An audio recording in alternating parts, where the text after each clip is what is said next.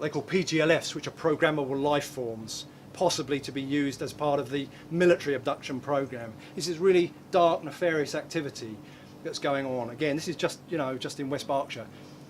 You've heard of Dulcie in the States, no doubt, the deep underground military bases. A lot of dark stuff going on. So to me, to see this sort of, holy stuff, but in these sort of locations as well. So, this is a big subject, what we're dealing with. It's very multifaceted and very complex.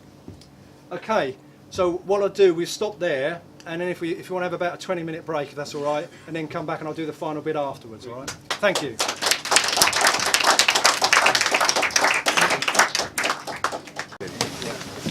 Very interesting. And try and find out more about that radio station place.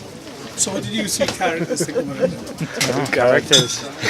Well, ASCII characters. I just saw a hand, so I thought I'd raise back. Do you enjoy it, Tom? Yeah. Brilliant. Yeah? Brilliant, yeah. Simo? Simo? Yeah. So, what did you think? Oh, it was excellent. I thought it was really interesting to hear. Yeah. It's not the first one you've been to, though, is it? No. It's my second one, I think. Yeah, it's the second talk I've been to this so far.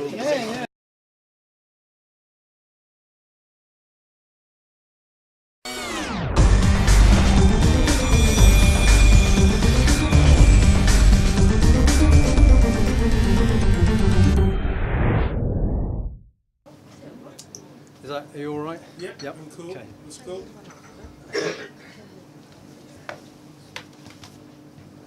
Okay, hello everybody, welcome back. So this beautiful formation here, this appeared at a place called Martinsell Hill in 2009. Another one of Steve Alexander's amazing pictures. I love this one with the sort of the clouds in the background, really beautiful formation.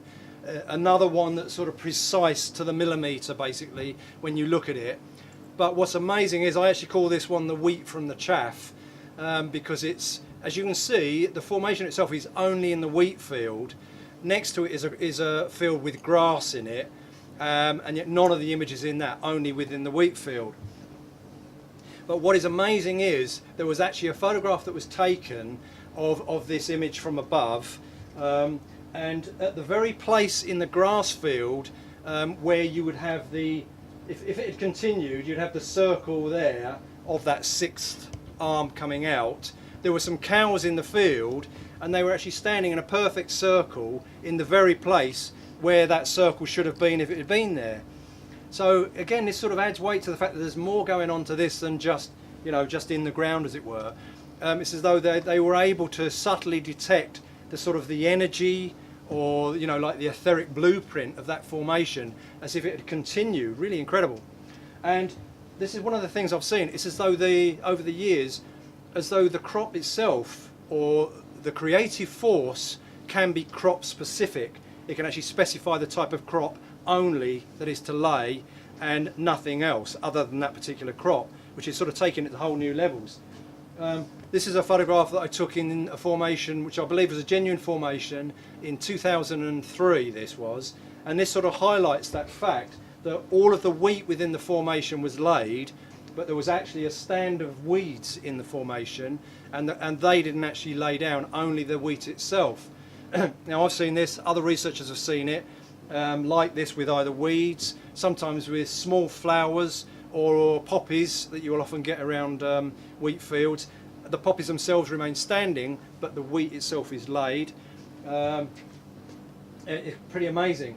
And again, the general feeling is that the technology is actually able to specify only what type of crop is to lay. Even sometimes where, say like the year before, there was, if it's wheat, the year before might have been barley in that field. If there are some stalks of barley, they can even remain standing as well. So, this is taking it off the scale. When you see those orbs of energy that are possibly part of it, and also UFOs have been seen as part of the creative process as well. But to take it to that level where you can sort of specify the type of crop is pretty incredible. Now, over the years, again, we've seen incredibly complex geometry and mathematics. But one thing about the crop formations as it developed, there were some mathematicians that were looking into this, and they were blown away when they've seen certain things in mathematics or geometry that they'd never seen before, like sevenfold geometry, things like that. And this was another one. It's as you look at this, it looks like a fairly simple formation, but actually it perfectly spells out the numbers of pi. This appeared round about just below Barbary Castle. You know where that triangular formation from 91 that I showed earlier? This appeared roughly in the same place in the field below that formation. So I'll just show you this. It's incredible how this works. If you look at the three circles here, they actually, and from one edge of the circle to the other edge of the circles, the way it comes into the centre, creates a wedge, and that is a tenth of the whole circumference. So you've got 10 of those basically, based on those circles. So if you go into the middle, here at the centre, and then go up one, it creates basically the numbers of pi. So it goes 3 point up 1 up 4 up 1 up 5 up 9 up 2 up 6 up 5 up 4 recurring dot dot dot. Ah, clever, isn't it? And yeah, it just looks so simple as you look at it. And yet, how would you do that? How could you create that? Amazing. And then this one as well, beautiful. This formation appeared near a place called Golden Ball Hill, again near Alton Barnes in Wiltshire, and beautiful, and known as the Owl Formation for obvious reasons. But of course, you know, with the abduction process, the owl is something that's seen regularly. Many abductees say they often see owls, and they believe they are actually it's like a mass memory of a grey, and that they try to cover up the abduction interaction as though they had this interaction with an owl. But it's because it's basically it's a face that stares at you with these really intense black eyes. But really, particularly with hypnotic regression, you suddenly find actually no, it isn't an owl. It's actually the face of a grey looking at you really close. But also the watchers, the ancient watchers in the past, were often depicted as owls as well, as they sort of watched and observed intelligent beings. But it's incredible, taking it to whole new levels. If you look all the way around, there are 90 feathers all the way around that in crop. So this isn't just crushed, broken with ropes and planks of wood. This is really light and fluffy, you know what I mean? This is off the ground, but each one, as you can see, is like a perfect feather. 90 of them around. That's so complex. And then another one here, beautiful formation. This appeared in July 2009, just down the road from, that's the Silbury Hill, that large sort of burial or spiritual mound. It's the largest burial mound in Europe, that. And it's just down the road from the Avebury Stone Circle up here, and that way down there is Stonehenge. So again, this is a real mecca area where a lot of these formations have appeared. But this was amazing, this appearing in 09. It was based on the feathered headdress within the Mayan culture. And, you know, so not only have you got the formation itself, that's a car and a caravan over there. This is somebody walking within the formation. But you can see, again, the crop is laid around the top edge. It's not just flattened. It has that sort of three-dimensional block form pattern, which is also within the Mayan culture, that sort of pattern and shape as well. Now, these are all hoax, these four here, and these were taken in the season of 2012. So for me, I mean, I studied this, I started in 1995 looking into the formations in depth, was part of the Wiltshire Crop Circle study group that began that year, and we were the group that were taking a lot of the samples and sending them to for research in the States. And you know, over that year it was an incredible journey, but the hoaxing, basically, originally you had Doug and Dave, which was possibly a bit of a laugh, but as it went on, the hoaxing became more and more nefarious and quite dark, to be honest. The groups that were doing it were more professional. They were paid a lot of money to do this. You know, genuine researchers are out there earning no money. As you all know, with these subjects you never earn money. These guys that are hoaxing to try and you know, stop people understanding the truth that's going on, they're paid a lot of money. Some farmers are paid up to £10,000 to allow hoaxers to go in to create formations, which were then filmed and then obviously shown in the media. So it started to get darker and darker. Even genuine formations were often sullied, or they would leave like ropes or planks of wood in there so that people would say, oh, it must be hoaxed, you know, but it wasn't. Or the other way around, you know, hoax formations. Farmers were also being encouraged, and that was getting more and more regular, particularly in the Wiltshire area. The farmers were being encouraged to go in quickly and cut out the formations as soon as they saw them appear on their land. So even if it was genuine formation, you didn't have any time to get in there to actually see them. So, and this was getting worse and worse as it went through to sort of 2010 and beyond. To me, after 2010 really is when I think that most of the formations moved into hoax formations, and very few genuine formations were appearing, certainly through 2012 and beyond that. It was as though the genuine creators of the formations that cared about the human race and wanted to encourage people onwards, they realised this was getting so dark now that they weren't going to play the part. Or it had been 25 years odd, you know, perhaps that's enough time to look into that stuff anyway. But however, there were a couple of amazing formations that appeared in 2012 that I'll just show you now. That, you know, when you see them again, it blows you away how incredible they are. One of them is this one. This appeared near a place called Chisfoot Head, which is near Winchester in Hampshire. A beautiful formation. It's sort of like fractal in a sense, that you have a sort of a smaller version of a larger self, or the other way around, where you have like here, say like one square, which is part of that larger square there, which is part of the larger square there, like the fractal, that it gets smaller and smaller, the same version of itself, or the other way around. But also, actually, this is based on the endless knot within Buddhism, and it actually relates to the infinite wisdom of the Buddha, which is pretty mind-boggling.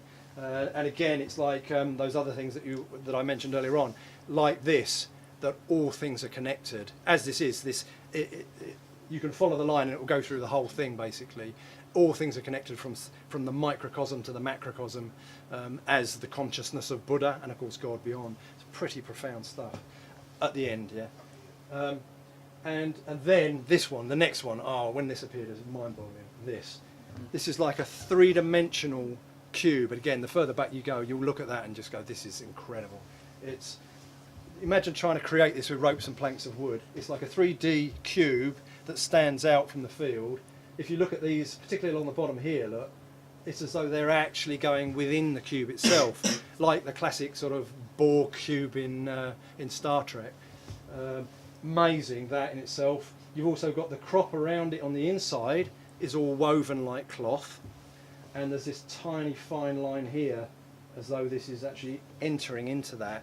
Again, the feeling was that what this was trying to do was to say, beware of nanotechnology. It's as though these particles of nanotechnology can enter the cells, like cells of humans and of animals, and that's exactly what's happening. Now, just in mainstream, they're using silver nanoparticles even within clothing. This is getting washed out, flowing into streams, into rivers, into the oceans. You know, sea life fish are taking in these particles in. It's like a major, major warning, you know, don't go down that path, as you are with genetic engineering as well, you know. And so this is, like I say, this sort of stepped this up to this high level. Another one here, look, just to give you an idea of that, like as if it's showing it entering into a cell, but this is, that line there, that fine line actually went into that, and it was less than the width of your hip. So again, how would you even do that, trying to walk around with ropes and planks of wood? It highlights here like that it is cloth it's talking about, but you can see within the landscape how beautiful this is. So this is 2012. For me, like I just said, you know, to me the crop formation started to tail off the genuine ones from that point, but it had been a long period of time, and I felt very honoured and blessed to be a part of this process, to be honest with you. It was an amazing journey, and I think the point of the crop formations was that they were there to help people around the world wake up to the fact that something big was going on, but also to give people the courage to carry on with that journey, that research, which we all know can be difficult. But at the same time, what it did, you know, it opened up the minds of people to other things, other realities, not only crop formations, but of course spiritual reality, UFOs and ETs, things like that. People came together from all over the world, or were inspired by this. But it was like a foundation for what I think is leading up now is towards the disclosure situation that we're in. We're now very close to the point of disclosure is going to happen. And of course, many people have spoken out about this over the years, about the UFO reality from very high levels of military and government as well. So, you know, you had this journey of the crop formations, you've got many other people within sort of mainstream, even in the military as well. This is one guy I've got a lot of respect for. This is Air Chief Marshal Lord Hugh Dowding. I'm sure some of you are familiar with him. He was a pivotal figure that helped Britain win the Battle of Britain in the Second World War. He was the Commander-in-Chief of the RAF Fighter Command. He was also part of the RAF's Research and Development Department, so he was very familiar with cutting-edge technology at that time. He helped with the development of the Spitfire and the Hurricane, but also with the radar system, which was developed sort of from 35 through to into the Second World War. And it was the radar system that they were using, you know, as part of the theatre of war, but they started to track objects that were travelling at speeds way beyond the capabilities of aircraft within at that time frame. Now, because of this, he'd heard about thousands of cases of UFOs being tracked by radar. He ended up speaking out about this even in the 1950s, and he actually said, "I believe them, UFOs, to be extraterrestrial. They are so much in advance of what any nation could have at present." And as I say, this was in the 50s when he said that. And he'd been made aware of many thousands of cases, but some objects travelling up to or even beyond 9,000 miles an hour. So, you know, they knew it was way beyond their technology at that time. Now, also, on the 16th of July 1999, there was a report published in France called the Cometa Report. And Cometa stands for the Committee of In-Depth Studies. That report was subtitled UFOs and Defence, What Must We Prepare For? Now, that report was basically after a 2-year study by some of France's leading military and government personnel, including people like Denis Letty. He was the Chief of Air Force Liaison between NATO and France. There was an Admiral Marc Molot, General Alain Ossard, and here the French Air Force General Bernard Nolain. As you can see, top people doing a 2-year study on the UFO reality, but mainly using military pilots or commercial airline pilots because they wanted good eyewitness testimony. At the end of that 2 years, they came to the conclusion that some intelligently controlled craft are of an extraterrestrial origin. And they then looked at what would happen if the governments of the world owned up to this, a classic disclosure, how it would affect the political situation, the economic situation, or the theological situation as well. Now, a copy of that report, before it was openly published, was sent to Lionel Jospin, who was the Prime Minister of France, and to Jacques Chirac, the President of France. So you can see these people at high levels are aware of this reality. They're just not necessarily talking about it in the open media, as we know. Now, there have been many other disclosures, and you guys here, I'm sure, are fully aware of this. Incredible disclosures that have happened at the National Press Club in Washington, D.C. This is just down the road from the White House. This is where many of the presidents give their addresses. And some amazing sort of information that's come out there. The first one on the 9th of May 2001, set up by Dr. Stephen Greer, the Disclosure Project, and over 20 people from high levels of military and government spoke out in front of the world's media that were there at that time about their own personal experience of UFOs, their awareness of extraterrestrials, and even their awareness of some technology that's been back-engineered from UFO technology and seeded into mainstream industry through government contracting programs. Things like silicon chip, fibre optics, night vision, Kevlar, lasers, plasma beam weaponry, etc., supposedly from back-engineered UFOs. That's John Callahan, one of the heads of the FAA, Federal Aviation Authority, speaking out about an amazing UFO case. Then, on the 12th of November 2007, another amazing one here. These guys speaking at the National Press Club. I wish I had time to tell you about all of them, but I will just tell you about 2 or 3. One there, that's Captain Ray Bowyer. He was the commercial airline pilot flying with Aurigny Airways from Southampton to Alderney as he was heading towards Guernsey. This was in April 2007. There were 2 massive, about 1 mile across, disc-shaped objects near Guernsey hovering. He saw them, his passengers saw them, the crew of Blue Islands Airways saw them, and also Jersey Air Traffic Control registered them on their radar. Amazing.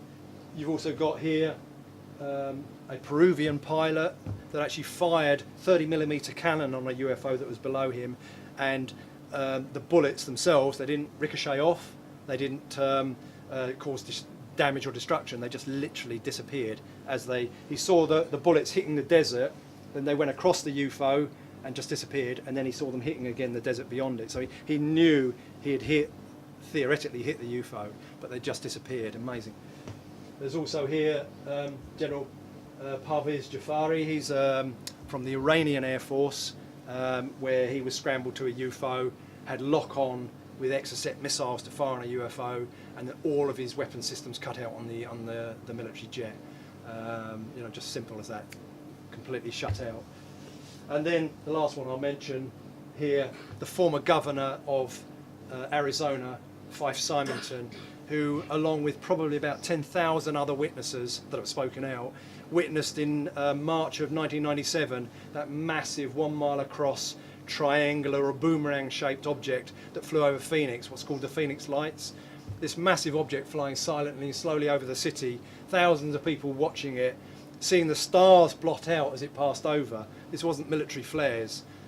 He, initially, because he was still working as the governor, he had to debunk it, but later on, once he was retired, he was another one of the witnesses that spoke out that that was a real event. So this one alone, if this was shown on the news at 9 or 10, without the usual debunking that goes with this subject, the world would change overnight. Just that one event, and yet there's so many others. Another one here, in 27 September 2010, at the National Press Club, US Air Force officers acknowledging that American nuclear missiles have been compromised by UFOs. A testimony given today at the National Press Club in Washington, D.C. indicates numerous missile installations have been shut down by unknown objects under intelligent control.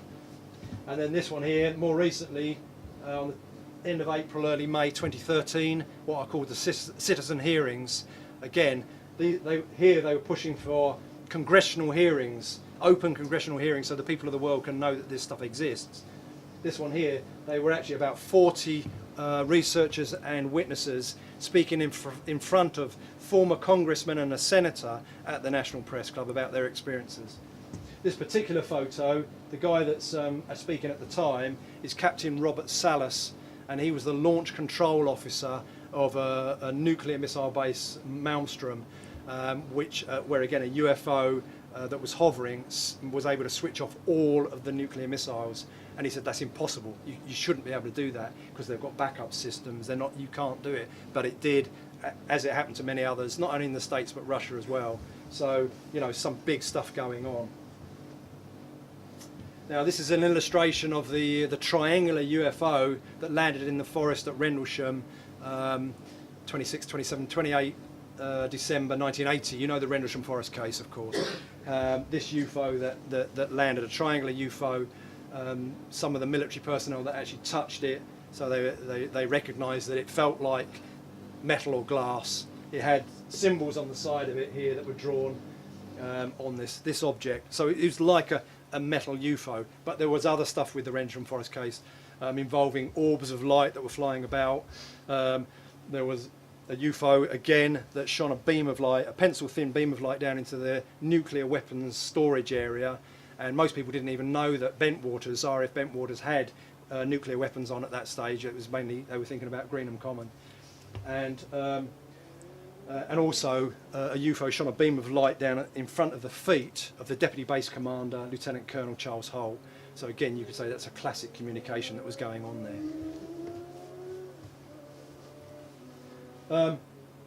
So there's a huge amount of things that have been happening around the world.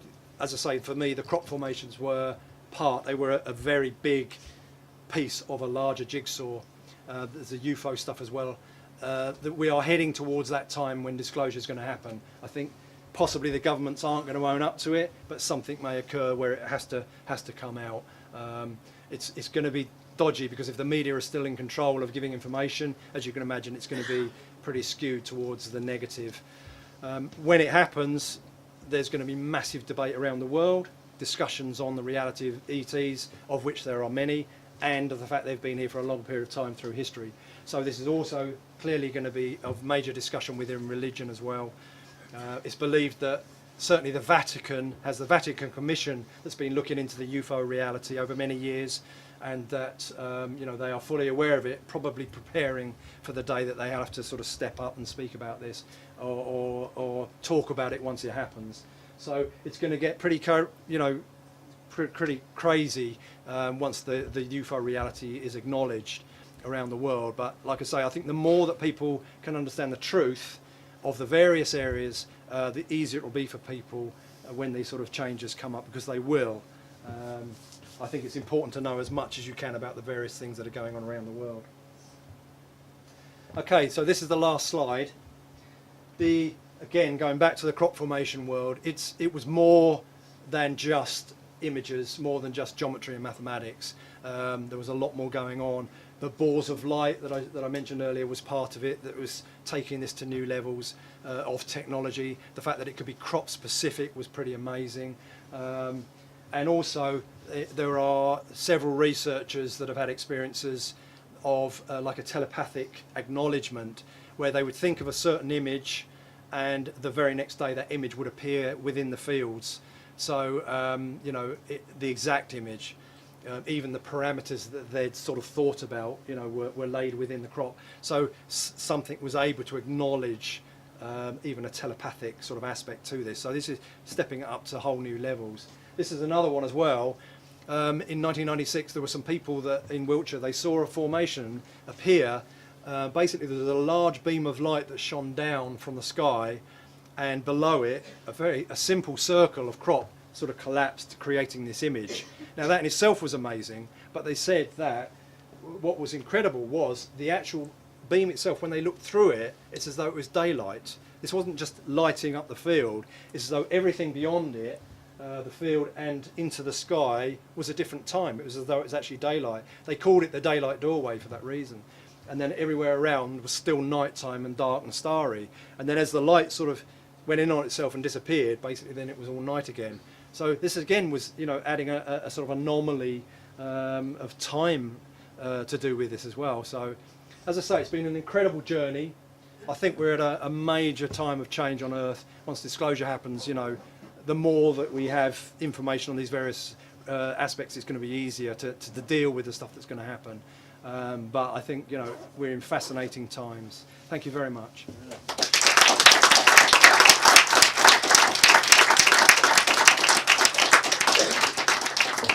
If anyone, I'll just turn this off, and then if anyone's got any questions, that'd be fantastic. Questions, Steve? Why do you think Britain, in particular the West Country, is more prolific for sightings for this sort of thing than the rest of the world?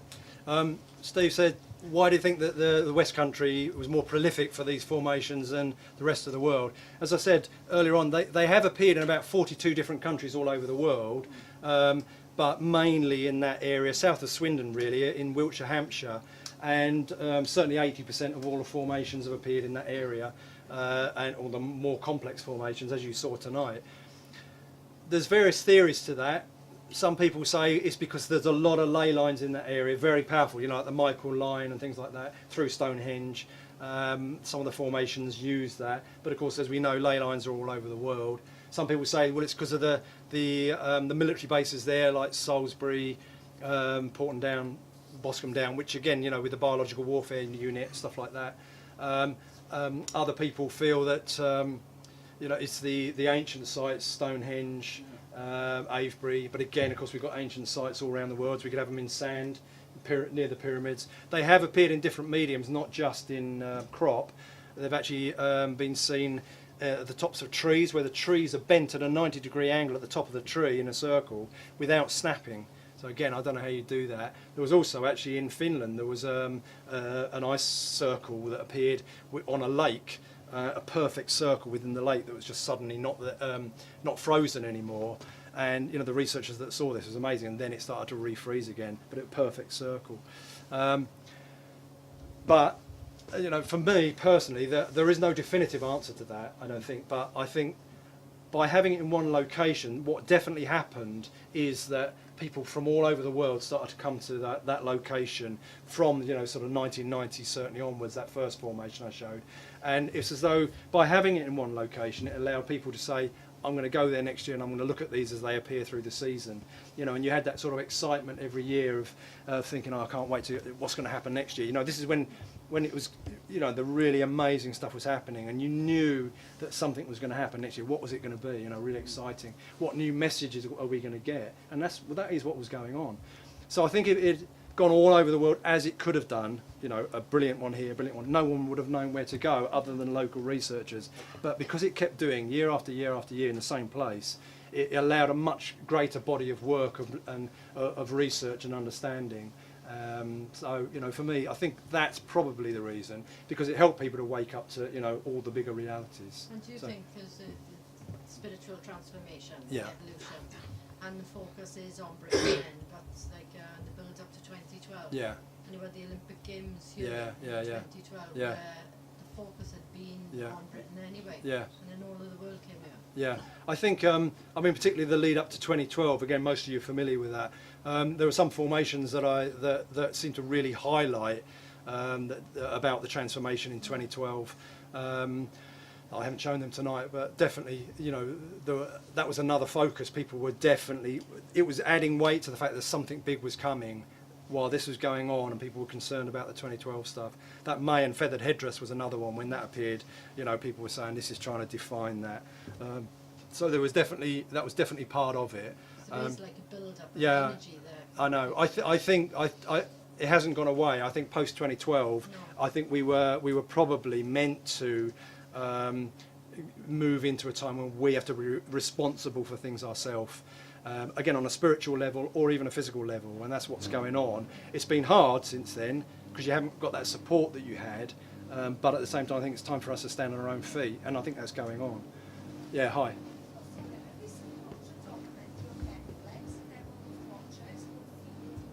Yeah.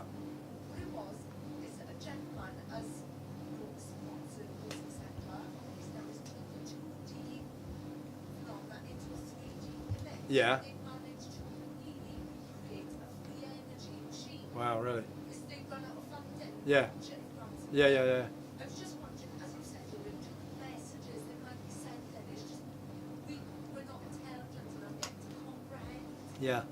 I was wondering what was sort of Well, yeah, no, I agree. That's exactly what a lot of researchers were saying, that because when you, you know, if you're really into it in a big way, I was, and many others were, so as they were appearing, you know, if you could plot them in through a year, and each year would usually have a sort of theme of the images, but you know, and it's as though they were taking us on a journey, and a lot of people felt that the images would be, when you looked at them, you would be receiving information that you didn't even know you were, like a telepathic communication, like a sort of psychic vision. They certainly had, some of the formations created sound in the diatonic scale. You could actually create music with them. So, you know, this is in-depth stuff. And I think a lot of people felt that they were receiving, clearly, from some of those you've seen, there was cerebral information, you know, mathematics, geometry, etc. Other messages as well. But beyond that, people felt that people were being woken up to a bigger cosmic spiritual reality just by looking at the images, you know, the genuine ones, that is. Hi. I was just following on from that question. Yeah. Is that how people like you then have interpreted this information? Because I see that really spectacular Yeah. of talking about like nanocells enter the body. Yeah. And the more specific one, that pie chart. Yeah. Is that how it's developed for you? I think, like I just said, really with that is that, you know, there were messages, you know, as people went along, like that one from '95 with the Earth missing on the orbit. You know, you can each one of us can interpret that however they want. No one could say definitely what it was telling us, but you could theorise that. Just something I was wondering about the interpretation. Yeah, that's. That pie one there. Yeah, it's amazing. That's the only one. That's No, that's definitive. Yeah, yeah. The pi formation is. the ones. I'm just Yeah, again, you know, each one is up to the researcher themselves, their own personal bias or belief. Clearly, some are obvious, like you say, like that one. Others, you know, the magnetic field one. You know, that may not have been saying, look at NASA that have just concluded that you've got a problem with your magnetic field. But to me, the timing was pretty amazing. And because I was involved with it for probably, definitely full on for 19 years, you know, there always was a message to the genuine formations. And often it was way more than your initial thought. It was always like right from right, you know, you always get more out of the right, whereas wrong from wrong you usually don't. There was always more to it, and the more you looked at it, you learnt more, or saw more, understood more. So, you know, each person has their opinion, of course, but there was no doubt we were being guided to sort of look at something bigger than just laid crop. Yeah, Emily. What about this year's crop of serpents? Were there any interesting ones there? There's, for me, most of them, if not all, are man-made. I acknowledge. There was one that appeared, a place called Anstey. Some of you may have seen it. Was very, very complex, and people, you know, a lot of people within the crop formation were saying, "Oh, you know, alas, we've got another amazing one like we used to have." It's got a sort of writing all the way around it. Very complex, quite an impressive formation. But again, you know, you could, a lot of people saying, yeah, it's amazing, this is fantastic. But the more research you do, and those that actually did diligent research, it became clear that this was a hoax as well. But the hoaxers have become so good at their art, you know, that it becomes even to sort of laying the crop in such a way, or leaving standing crop in the middle, etc. They've become very professional at what they do, that it can fool people. And yet the researchers that looked into that found eventually that that formation had involved 8 people over 2 weeks creating it in an area that wasn't it was outside the normal area, in collaboration with the people that owned that farm, because again they were opening it up to people to come in, and you know, the money that you pay a £5 to go in it goes to charity, which is good, so that sounds, you know, commendable. But then there were other things going on as well. It was to do with people who produce bongs, for want of a better word, in the States, a company, and the images spell out the names of this company. So, you know, again, why would they want to tell us about people who create, you know, glass paraphernalia in America? It just doesn't make any sense. That's why people were sort of scratching their head about it. Then it became clear that you know, they'd sort of mapped it out over 3 nights. Nowadays, you know, they're using laser and sat-nav and stuff. It's advanced stuff. But then there were eight days worth of creating this formation. So anyway, basically, like I say, for me personally, other people would argue differently. Generally, most of the formations now I feel are not genuine. I think so, because, yeah, I'll be right there. I think because I think they wanted us to wake up, basically, you know, and that's what happened over that period. Now it's time to prepare for the disclosure process, understand the political ramifications of what could happen with ET disclosure, the theological implications, and, you know, ready yourself for when this happens, because the world will change when disclosure happens. Yeah, hi.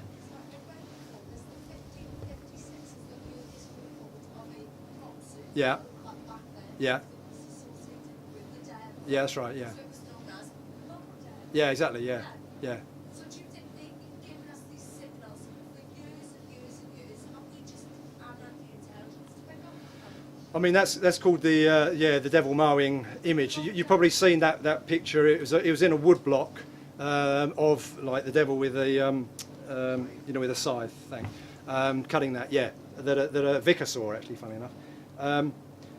I think I do. I mean, people they probably have appeared, but most definitely this era was definitive. You know, it ran through the process from the mid-80s onwards. So it was definitely meant. There was 25 years of this stuff going on. That's a lifetime, you know, for some people. That's a quarter of a century. That's a huge amount of time. It was, you know, otherwise we would have known about it when we were in the 70s or 60s or whatever, you know. So it's definitely something that occurred. But like you say, there's more to it than just, you know, images. As I've said, the consciousness. There's a telepathic aspect. Some of the hoaxers have even admitted that while they're hoaxing a formation, they'll often see a dark shadow in the formation, or they feel like they're being guided to do something by an outside force. things like that. So, you know, even hoaxers that are hoaxing have acknowledged that there is a paranormal aspect to this as well in some cases. So it is complex. It's a very complex subject. Yeah, good point. Hiya.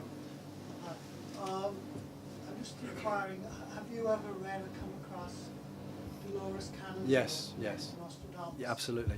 So he took, the information was given Yeah, about disclosure, Yeah. ET, yeah, about our present situation, Yeah. which is phenomenally accurate. yes, So if you've read that, Yeah. you must have an insight. yeah, definitely. Actually, I had a talk with her. Oh, yeah, yeah. It was quite interesting. Yeah, quite- she's an interesting lady. Yeah, I've read the trilogy that's where right. she actually truly stunning. This is another mind boggler.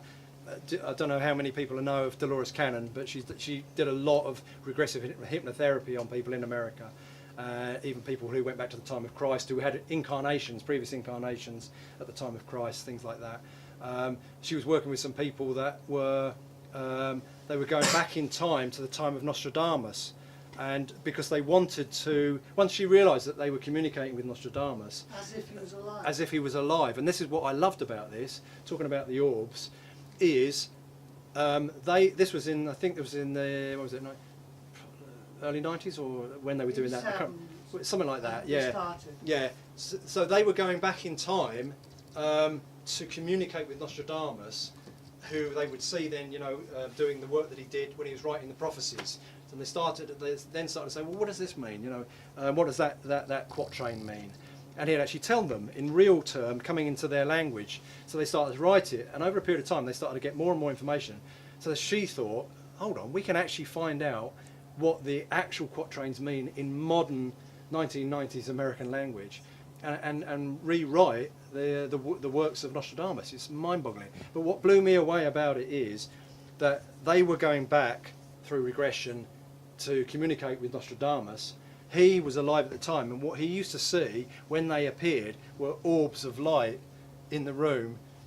So this is mind-boggling, because we talk about the current era, we're talking about orbs, but he also used to recognise that when they appeared, the consciousness appeared, he saw it as an orb. So then he would say, hello, I see you there, and they saw him looking at them, and then they would ask the questions. So this is, you know, again, this is really incredible sort of, what is time, you know, clearly there isn't linear time when you're talking about that sort of stuff. And is it them that give him the premonitions? Well, see, that's it. Then, was that them that, as they were giving him the quatrains from the future, was that stimulating him to then, you know, translate them himself? I don't know. He was writing them at the time, but you know, it was definitely baked your noodle about what is the reality of time. I was going to ask a question relating to those Yeah. particular books. Yeah, One of the main concerns of the book was the upcoming Antichrist or Antichrist. Yeah. Because he was Yeah. of the opinion there was a group of them, not just one Yeah. particular character. yeah, sure. There is one, if I'm correct, that's going to build or get other people to build a lot of underground facilities. Mhm. Some in England or Britain, Yeah. and some in Brazil. Yeah. So I was just wondering if you had any insight on those. Well, all I can say is, as you said at the beginning, is so many of the things that Nostradamus spoke about are coming true now. Yes. You know, he was spoken about the environmental catastrophes that are going to happen, and they are. You know, he spoke about a time there'd be a machine going around the world with people living in it, and you know, people go, oh, that's ridiculous. What have we got? Space station or space stations, plural, things like that. But as I even mentioned earlier on at Peasmore and Dulce in America, there are many underground bases as well with, you know, nefarious activities that are going on there. So a lot of the stuff he was prophesying at the time of obviously environmental collapse, but at a time of the AC, as you say. And you know, look at the darkness that's going on, the bad people that are running this world. So it's very much as though we're in that time, which fits with sort of Revelation as well, I think. So you were going to ask a question? Yeah, but, when the Cheesefoot Hill Yeah. the spiral was up, what you didn't show there was an overall view, just Yeah. about 2 fields south of her, with just a pop vest. That's right. Yeah, exactly. That's right. Yeah, Chiswick Head. Yeah. But I believe it was the second day of the Olympics. Right. Now, getting back to interconnectedness, Yeah. that was the point I was trying to make at that time. Yeah. You know, as you said, everyone's talking about cyclical. Yeah. We're in quiet times. Well, the logistics of whatever organisations are trying to contact us, across space. Yeah. They're obviously, we're like islanders in one respect, Yeah. And a ship has come across. Yeah. Okay, well, it's going to be a while if it comes Yeah. back again, but Yeah. it's, it seems to be that sort of scenario. But I say, when anybody's looking at a crop circle, really wants to look at that, try and find what it is on the map. That's another thing. Look at the news around that date. Yeah. And you find that there's an awful lot more to it.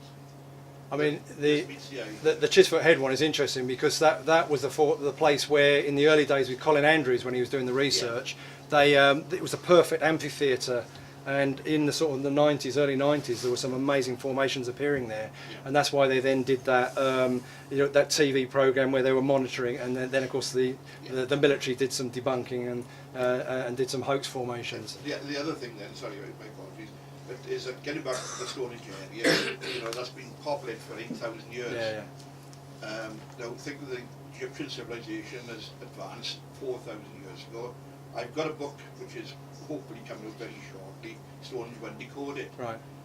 And it actually, everybody thinks the stone's the centre, but you put an image up it earlier, there is actually 2 earth mounds around it. Yeah. Now, those 2 earth mounds have 4 dimensions. Yeah. They have an ID of the top of the mound and road D. So those 4 dimensions are all actually highly specific. Yeah. And they were both built as observatories. Yeah. So this is a fact, that one university has been 3 months trying to do an estimate of probability on my numbers, but it's come out shortly.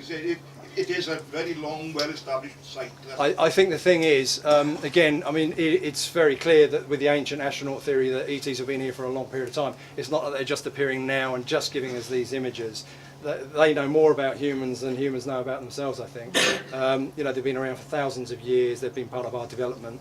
To me, the formations, generally, including the Arecibo message as well, that it's because the time was right to get us ready for what's coming, and this is where Nostradamus actually fits in it as well. That they're saying this is a massive point in there. As they look along the timeline, they see something massive around this point. Most people felt 2012 was going to be it, but in a way, it sort of, there was a transition after 2012 where, like I say, we've got to sort of stand on our own 2 feet, and that is definitely what's happening with exopolitics. Okay, any other questions? Just someone. Yeah, hi. So you mentioned about technology. Yeah. Do you think, have you the Morgellons disease? Yeah. Do you think that that's what made that? And do you think that it could kickstart the whole transhumanism? I don't really want to get into medical stuff because, it's difficult to say. But clearly, our food that we're eating, there's toxic chemicals, pesticides, herbicides, fungicides. What's that? If it's going into the animals. Yeah. What, you mean the formations or just? The nanobots. Oh, yeah. Oh, yeah. I just, no one's ever mentioned it. No. I just thought you'd ask. No, well, they want to use it in the medical world as well. This is why it's a real issue. They want to have nanotechnology to try and fix arteries and hearts and things like that. I don't know how that can be, but modern science is racing ahead. We've got AI now, we've got robotics. We're in a very scary world. Genetic engineering is going crazy. So I think it was a classic warning. You can take that as nanotechnology, but you can also take it as GM, or you can take it as poison within the natural world from chemicals that are being sprayed everywhere. Some of the farmers, I mentioned about them cutting out the formations. Some of the farmers were actually went in and doused genuine formations with toxic chemicals. They didn't cut them out, so then when the researchers went in, they were coughing and spluttering and sick. That's disgusting, and that was going on as well. Some of the helicopters would fly over formations and would send out a pulse beam. So again, as they were flying up, people were suddenly sort of feeling sick and nauseous and having to get out of the formation. So this stuff goes on. The media's never going to talk about that, but it happens. But whether that's specific disease, I'm not sure. But we're obviously getting a sicker world as we look around. We're not in a healthy world now, unfortunately. So anyway, thanks for that. Okay. Well, I think we call it a night now. It's 10:15, and Alan does have to go home. Gonna pack up. I notice he's got some DVDs here. They're on for sale, are they? Yeah, fiver, yeah. So Yeah. come up and have a look at them. Okay. Feel free to stay around to have a chat. You know, we're not kicking you out, but stay around if you want.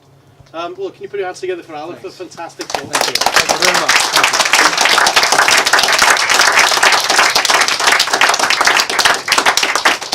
Just remind you, next month we'll be in the warm.